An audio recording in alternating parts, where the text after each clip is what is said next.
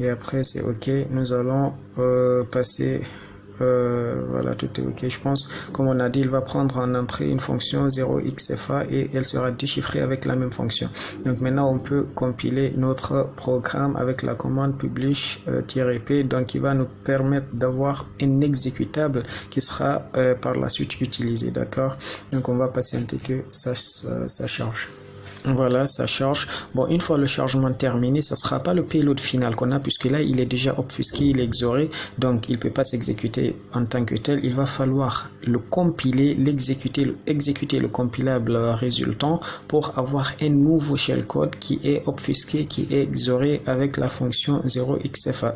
Donc, nous allons prendre le chemin qu'il nous donne. Voilà, il se trouve dans le répertoire binaire. Donc, nous allons le prendre, le copier et passer au terminal pour l'exécuter, avoir le shellcode obfusqué, d'accord.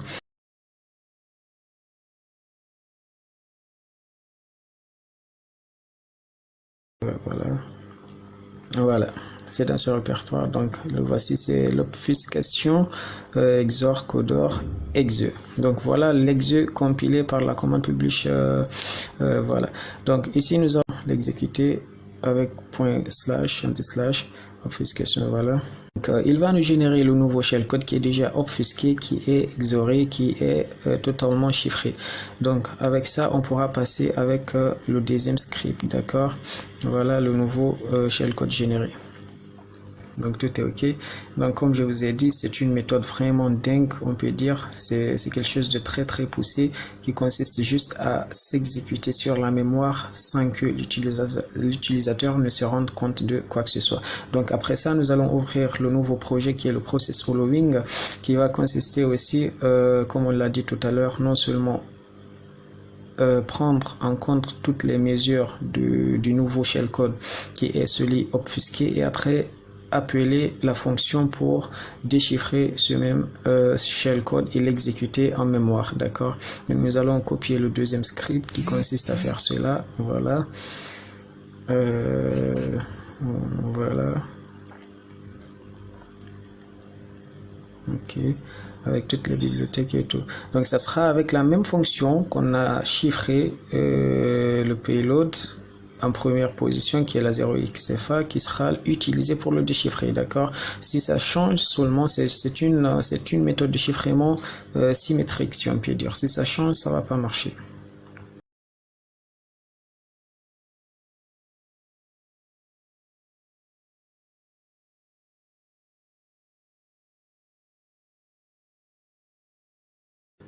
Voilà, nous allons créer comme tout à l'heure un nouveau projet avec la commande .NET New Console.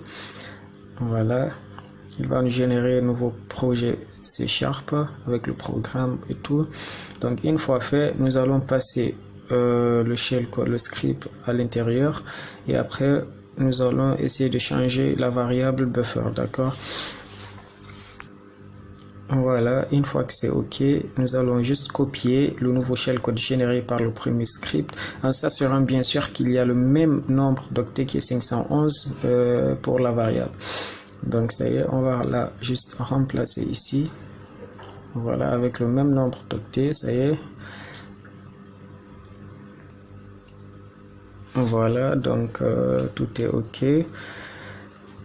Une fois ceci fait, nous allons ensuite recompiler le même programme avec la même commande qui est .NET Publish pour avoir l'exécutable.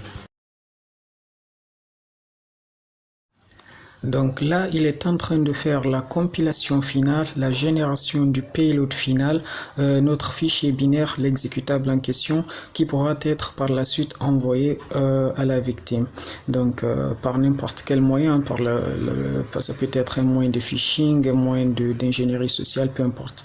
Donc on peut vérifier si le fichier a été généré avec succès dans le répertoire en question. Donc on va se rendre dans le dossier de process following et ensuite dans le binaire et release .NET 9 Win64 publish, et normalement il est là. Voilà, process following.exe, il est présent.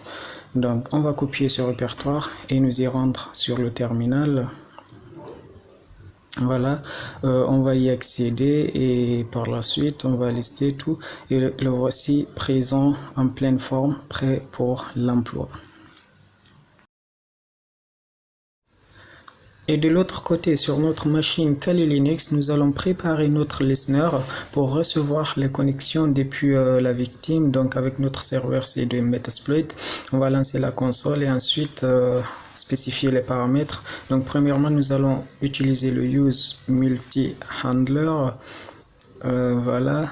Donc, et ensuite on va set le payload qui est le même payload qu'on a utilisé lorsqu'on générait le shellcode qui est Windows x64. Ensuite interpréteur reverse TCP. Voilà, pardon. Ok, voilà. Et ensuite nous allons mettre le lhost à 0.0.0.0 pour recevoir sur toutes les interfaces et le lport sur 8080 qui est le même port qu'on a fait tout à l'heure. Donc, et après, on peut vérifier les informations, voir si tout est OK. Pardon, c'est avec show info. Voilà. Donc, normalement, tout est OK. Tout est configuré. On peut maintenant passer à l'action lancer notre listener. Voilà, avec la commande exploit. Donc là, il nous dit que tout est OK, la connexion a été sur listener, donc il écoute sur toutes les interfaces de la machine Kali.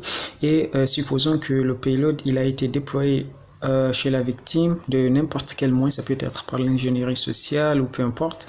Donc la victime, elle est appelée à exécuter ce payload, ce virus sur sa machine. Bien sûr qu'elle ne sait pas que c'est un virus et tout, c'est masqué si on peut dire. La personne peut dire par exemple c'est un logiciel qu'il faut essayer. Il peut aussi le cacher dans un autre logiciel qui essaie.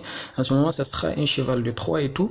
Donc une fois ceci fait, nous allons essayer de l'exécuter. De la part, à la base, j'avais prévu de l'exécuter sur une machine virtuelle, mais avec quelques problèmes de configuration et de connexion à la machine virtuelle et tout, j'ai changé d'avis et j'ai décidé de l'exécuter sur ma machine cible. Quelque chose à ne pas vraiment faire, je vous conseille pas, mais juste pour la démonstration et tout, vous verrez que ça marche sur ma propre machine qui est normalement à jour. J'ai fait la mise à jour, je vais vous montrer tout à l'heure.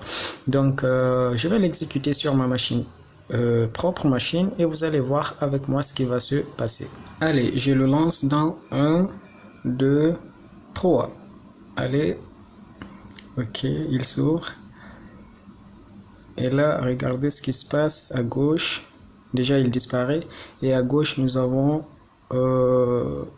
la réception de la connexion avec succès et bingo, nous avons le interpréteur bien établi. Donc la connexion avec la machine victime a bel et bien été établie avec succès sur l'adresse IP 192.168.1.181 qui est celle de Kali, qui est connectée avec la .241 qui est ma machine Windows, qui est ma machine haute. Donc ça, c'est vraiment quelque chose de dingue, hein. La connexion est très bien établie. On peut essayer de lancer quelques commandes pour voir est-ce que ça marche. Voilà, on va essayer un screenshot. Ça marche pas pour le moment. Et on peut mettre who am I non plus. Donc on peut aussi essayer get UID, l'identité de la machine en question. Et là, bingo. Mais voilà, Massoud HP bien présent. Je suis sur le terminal de ma machine Windows en étant distant sur ma machine Kali Linux. Donc la connexion a bel et bien été établie. Si je fais un PW, le répertoire où je suis, voilà où je suis dans le répertoire où j'ai lancé le payload en question, où je l'ai exécuté. Donc c'est dans le publish, le répertoire, le dossier binaire du projet en question. Donc vous voyez que la connexion s'établit bel et bien, ça marche sans souci et aucune déclaration de la part de Windows Defender qui est comme s'il était en train de dormir. Donc c'est vraiment quelque chose de grave, mes amis, à faire beaucoup attention. Donc on va essayer quelques commandes, voir ce qu'il y a, les options qu'il nous offre et tout. Voilà, on peut taper help et là on a une panoplie de commandes qu'on peut essayer. Là, par exemple, nous avons Record Mic pour Record Audio from the default microphone for X seconds.